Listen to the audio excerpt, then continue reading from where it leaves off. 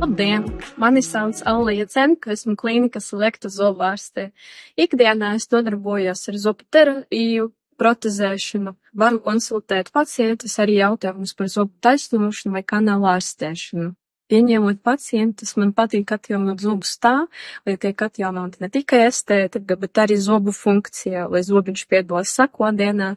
Tādēļ man patīk atjaunot zobus ar tiešām restaurāciju, kas ir plombis, un arī ar netiešām restaurāciju, kas ir onplēs, kroni un citi.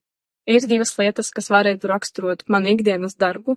Pirmais ir mūzika. Manā kabinetā vienmēr skan mūzika. Otrais ir komunikācija ar pacientu. Man ļoti patīk izskaidrot visu pacientu, kas ir saistīts ar viņa ārstēšanas plānu, viņam saprotamā valodā. Ir dažas pazīmes, kas var liecināt, ka plomba ir jāmaina.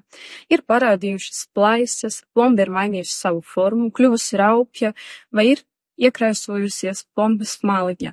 Taču es vienmēr atkārtoju saviem pacientiem, ir jāmeklē zobārsts reizi pusgadā, lai pareizi diagnosticētu zobu problēmas.